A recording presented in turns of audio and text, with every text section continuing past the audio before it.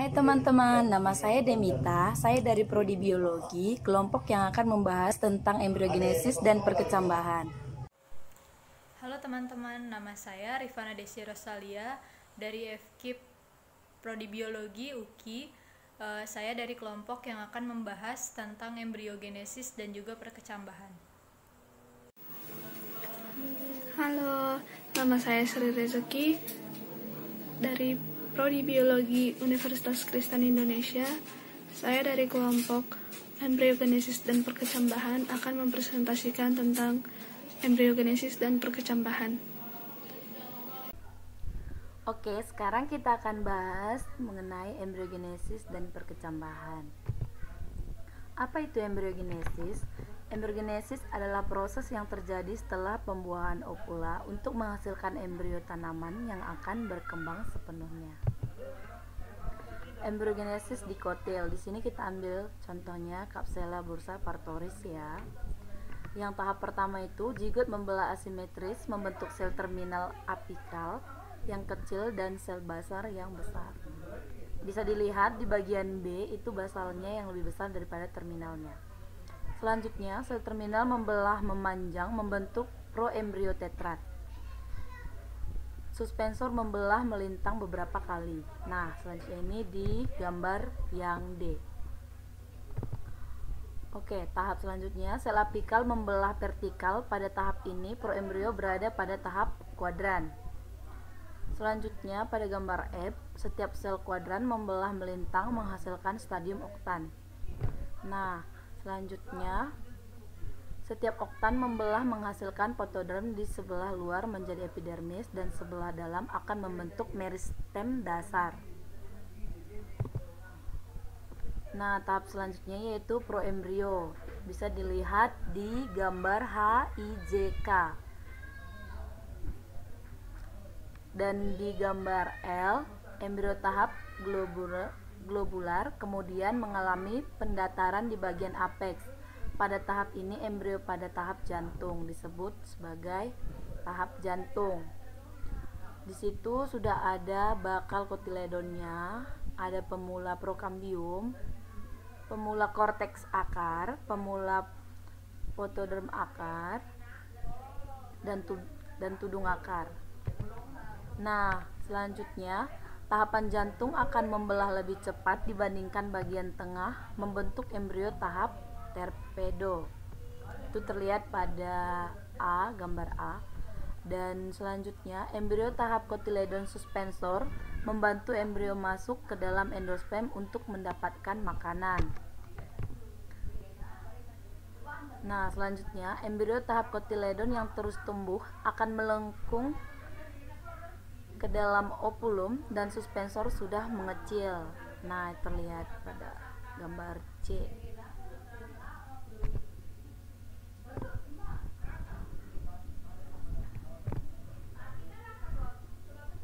Oke, selanjutnya kita akan bahas mengenai embriogenesis monokotil. Contohnya di sini najas. Yang pertama itu sel apikal membelah melintang menjadi dua sel.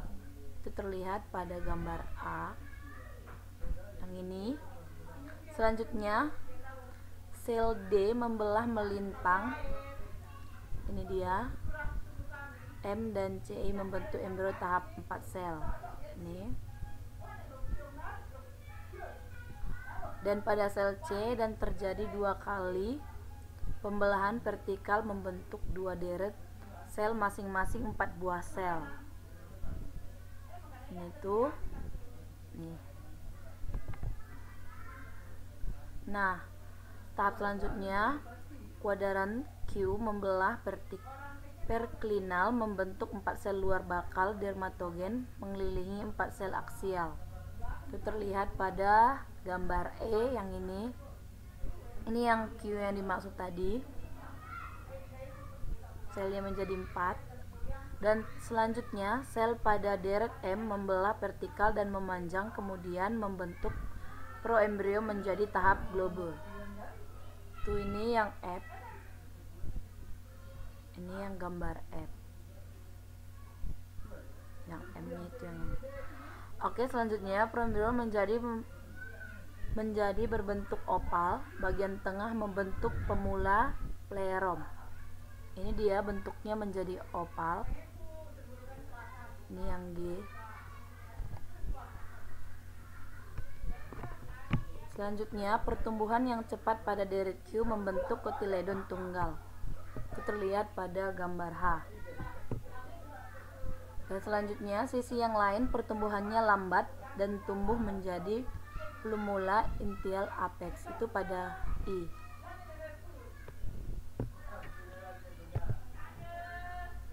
Nah, selanjutnya ada embrio adventif. Embrio adventif ini berasal dari sel sporopit pada satu opulum. Jadi dia hanya berasal dari satu opulum saja. Ini terlihat di sini.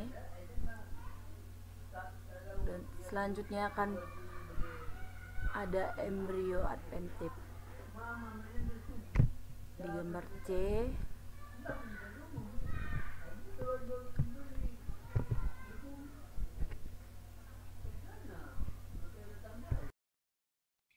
Oke, kita lanjut pada materi selanjutnya tentang perkecambahan.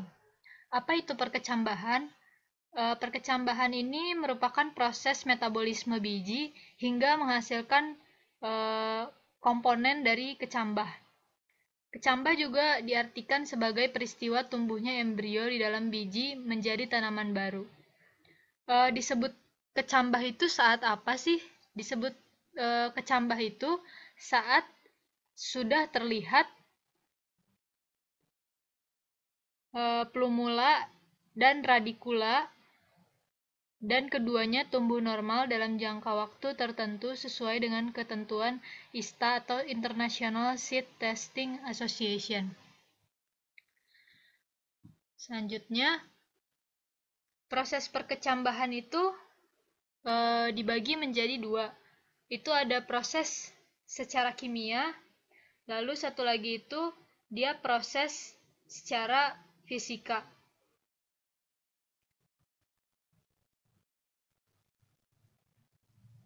Proses secara kimia ini, air masuk mengaktifkan embrio untuk melepaskan hormon giberellin. Lalu hormon giberellin ini dia akan mendorong lapisan tipis bagian terluar dari endosperma untuk sintesis dan mengeluarkan enzim. Sedangkan pada proses fisika itu terjadi ketika biji menyerap air atau biasa juga kita sebut dengan imbisi akibat dari potensial air rendah pada biji yang kering. Lalu pertumbuhan di akhir perkecambahan. Pertumbuhan di akhir perkecambahan ini dibagi menjadi dua. Itu ada yang jadi pertumbuhan primer, ada juga yang pertumbuhan sekunder.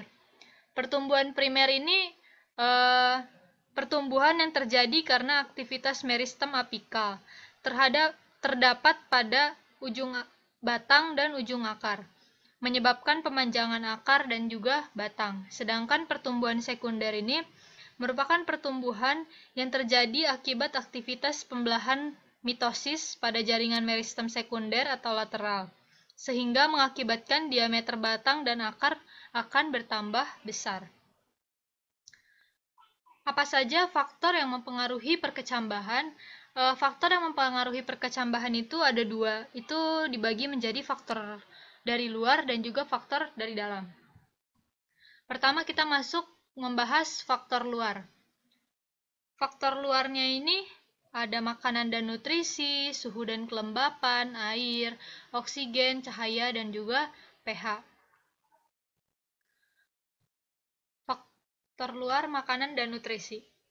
Makanan dan nutrisi ini merupakan bahan baku dan sumber energi dalam proses metabolisme tubuh. Kualitas dan kuantitas makanan akan mempengaruhi pertumbuhan dan perkembangan makhluk hidup. Bagi tumbuhan, nutrisi yang diperlukan ini berupa air dan zat hara yang terkandung dalam air. Kita bisa lihat di gambar ini, zat-zat hara apa saja yang dibutuhkan oleh tanaman. Itu ada zat besi, ada mangan, ada kalium, ada fosfat, ada gas CO2, ada magnesium, nitrogen, dan juga kalsium. Itu adalah berbagai zat hara yang diperlukan oleh tumbuhan saat dia berkecambah. Lalu ada air. Air merupakan tempat berlangsungnya reaksi-reaksi kimia di dalam tubuh. Itu tanpa air reaksi kimia di dalam sel tidak dapat berlangsung. Sehingga yang paling parah itu dia dapat menyebabkan kematian. Kita lihat pada gambar transpirasi pada tumbuhan. Dimulai dari bawah, itu air diserap masuk oleh akar tanaman. Dia masuk melalui akar, lalu daya kapiler akan menarik air ke atas batang. Dia menyalurkan juga ke daun. Lalu pada saat dia di daun ini, air akan menguap melalui stomata daun. Lalu ada lagi suhu. Kita tahu ya bahwa semua makhluk hidup itu membutuhkan suhu yang sesuai untuk menunjang pertumbuhan dan juga perkembangannya. Tumbuhan menunjukkan pengaruh yang lebih nyata terhadap suhu. Hal ini disebabkan karena semua proses dalam pertumbuhan dan perkembangan seperti penyerapan air, fotosintesis, penguapan, pernapasan pada tumbuhan dipengaruhi oleh suhu. Lalu suhu ideal yang diperlukan tumbuhan sehingga pertumbuhan dan perkembangan berlangsung baik, atau disebut juga dengan suhu optimum. Suhu optimum tumbuhan itu berada di 10 derajat Celcius sampai 30 derajat Celcius. Sedangkan benih dapat berkecambah pada temperatur optimum yaitu 80 derajat Fahrenheit sampai 95 derajat Fahrenheit. Atau sama dengan 20,5 derajat Celcius sampai 35 derajat Celcius. Lalu selanjutnya lagi kita lihat ada oksigen. Pada respirasi aerob, tumbuhan memerlukan oksigen agar dapat memperoleh energi. Namun, jika pada respirasi anaerob, oksigen tidak dibutuhkan. Proses respirasi ini akan meningkatkan pengambilan oksigen dan pelepasan karbon dioksida, air, energi yang berupa panas. Terbatasnya oksigen ini akan menghambat perkecambahan benih. Lalu selanjutnya itu ada cahaya. Cahaya ini merupakan faktor terpenting dalam proses fotosintesis. Di PPT-nya ini salah dituliskan. Penjelasan yang benarnya itu merupakan cahaya adalah faktor terpenting dari proses fotosintesis. Cahaya berpengaruh terhadap pertumbuhan dan perkembangan dari makhluk hidup. Tumbuhan juga sangat membutuhkan cahaya matahari dalam berfotosintesis. Namun, kita juga harus mengerti bahwa keberadaan cahaya ini ternyata dapat menghambat pertumbuhan karena cahaya juga dapat merusak hormon auksin yang terdapat pada ujung batang. Lalu yang selanjutnya itu ada pH. pH itu merupakan derajat keasaman tanah, sangat dipengaruhi terhadap ketersediaan unsur hara yang diperlukan oleh tumbuhan. Pada kondisi pH tanah netral, unsur-unsur yang diperlukan itu seperti Ca, Mg, P, K itu cukup tersedia. Adapun pada pH asam, unsur yang tersedia itu ada Al, MO, dan juga Zn yang dapat meracuni tubuh tumbuhan. Lalu selanjutnya itu ada kelembapan. Kelembapan adalah banyaknya kandungan uap air dalam udara atau tanah. Kelembapan juga penting untuk mempertahankan stabilitas bentuk sel. Kelembapan udara mempengaruhi penguapan air yang berhubungan dengan penyerapan nutrien. Penyerapan air akan meningkat apabila kelembapan rendah. Akibatnya tumbuhan dapat menyerap banyak nutrien. Pada keadaan ini memacu pertumbuhan tanaman.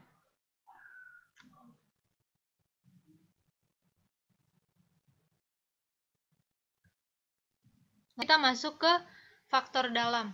faktor yang mempengaruhi perkecambahan dari dalam. Itu yang pertama, ada gen.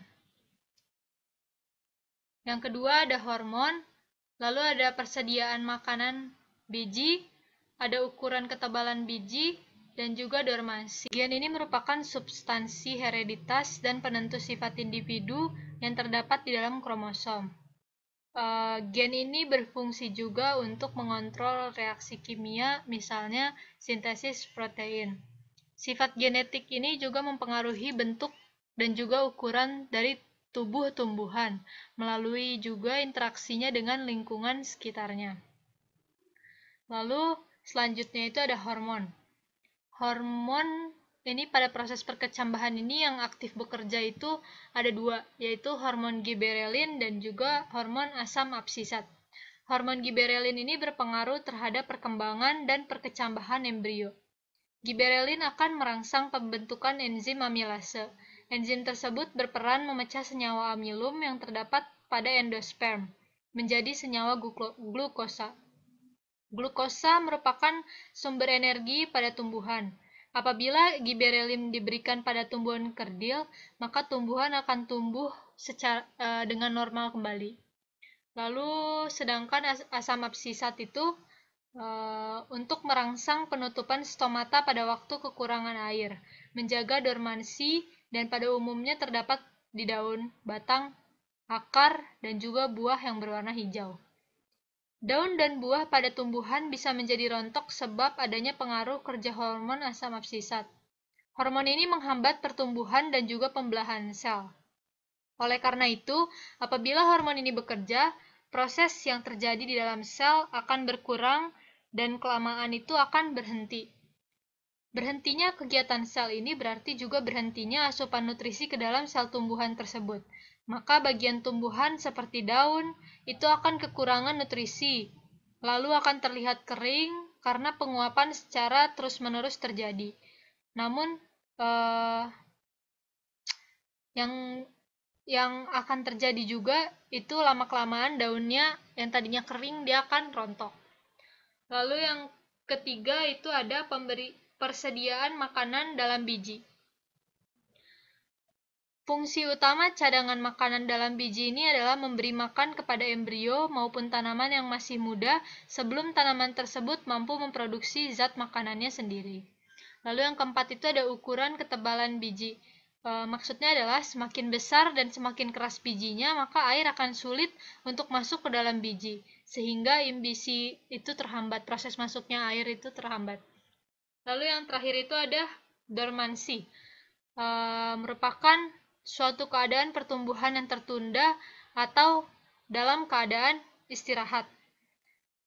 Lalu setiap benih tanaman itu memiliki masa dormansi yang berbeda-beda. Itu yang harus kita ingat. Untuk perkecambahan itu ada faktor dalam dan juga faktor luar yang mempengaruhi pertumbuhannya.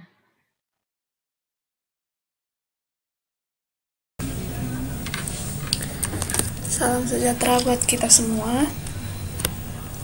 Di sini kita akan membahas perkecambahan monokotil dan dikotil. Nanti selanjutnya akan membahas juga tentang tipe-tipe perkecambahan. Di sini ada perbedaan perkecambahan monokotil dan dikotil. Sebelum masuk ke percambahan monokotil dan dikotil, kita sebelumnya membahas dulu tentang struktur perkecambahan monokotil dan dikotil. Berdasarkan hasil praktikum Uncila pada tahun 2017, terlihat bahwa terdapat perbedaan struktur antara benih monokotil dan benih dikotil. Sampel subkelas monokotil pada praktikum kemarin adalah benih jagung dan benih padi. Struktur biji tanaman monokotil misalnya jagung terdiri atas koleoptil, plumula, radicula, coleoriza, scutellum, dan endosperma. Berdasarkan hasil praktikum struktur benih jagung, terlihat adanya bagian kulit, endosperm, epikotil, radicula, coleoriza, plumula, koleotil, dan kotiledon. Selain itu, terlihat perbedaan warna yang membedakan antara embrio, endosperm, dan epikarp benih jagung ketika benih jagung dibelah. Pada benih jagung terlihat endosperma, embrio, dan posisi hilum. Sedangkan struktur benihnya terdiri atas mata beras atau embrio, kulit padi beras, kulit ari beras atau bekatul. Struktur biji pada padi terdiri dari lemma, palea, glume, endosperm, embrio, embryonic asis. Yang kedua, kita akan masuk ke struktur dikotil. Sampel subkelas dikotil adalah benih kedelai dan kacang tanah. Struktur benih kedelai di mana bentuk hilumnya bulat lonjong, lokasi di tepi dan posisinya menjorok. Terlihat adanya biji kedelai bertipe epikotil, dan komponen biji kedelai terdiri dari kotiledon, plumula, radicula, epikotil, hipokotil, akar primer, serta daun. Pada benih kacang tanah terlihat jelas selaput benih, plumula yang menjadi bakal daun, serta radicula menjadi bakal akar. Yang paling luas bentuknya adalah kotiledon. Secara rinci,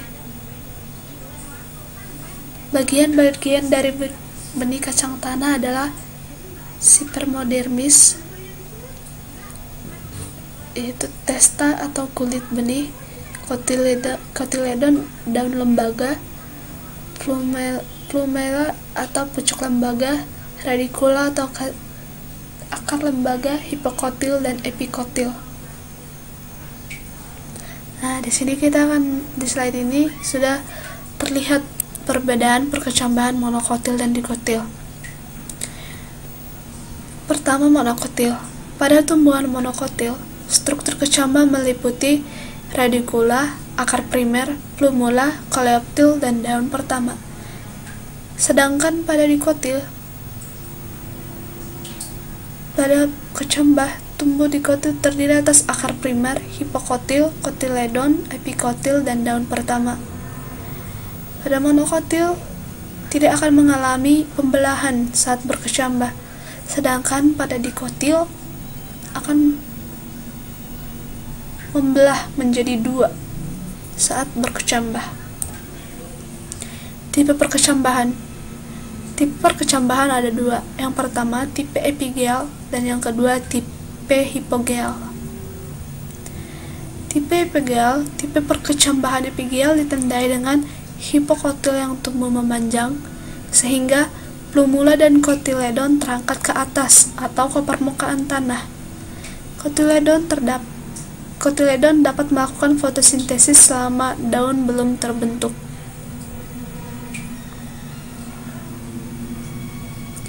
Contoh tumbuhan ini adalah kacang hijau, kedelai, bunga matahari, dan kacang tanah. Organ pertama yang muncul ketika biji berkecambah adalah radicula. Radicula ini kemudian akan tumbuh menembus permukaan tanah. Untuk tanaman dikotil yang dirangsang dengan cahaya, ruas batang hipokotil akan tumbuh lurus ke permukaan tanah, mengangkat kotiledon dan epikotil. Epikotil akan memunculkan daun pertama, kemudian kotiledon akan rontok ketika cadangan makanan di dalamnya telah habis digunakan oleh embrio. Yang kedua, hipogel.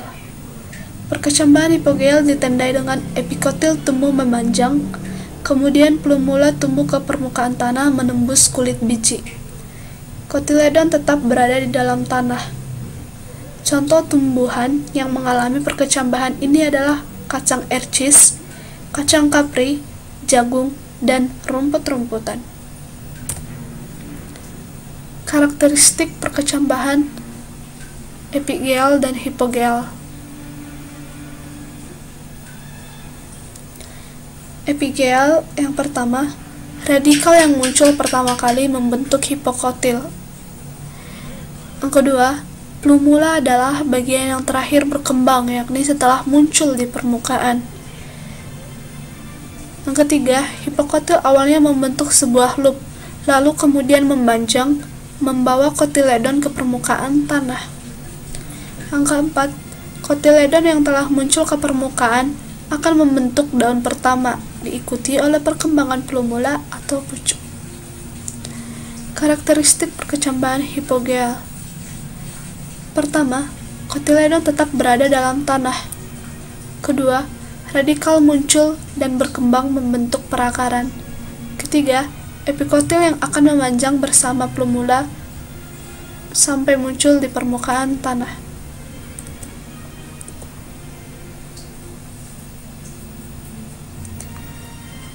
Apa sih keuntungan dari perkecambahan epigel dan hipogel? Keuntungan dari perkecambahan epigel yaitu kotiledon dapat segera berfotosintesis setelah muncul di permukaan tanah yang menyediakan energi untuk pertumbuhan selanjutnya. Keuntungan dari perkecambahan hipogel adalah cadangan makanan atau energi tetap tersedia dalam tanah, yakni dalam kotiledon yang akan tumbuh lagi seandainya pucuk kecamba atau plumula terpotong dimakan serangga atau oleh faktor lain.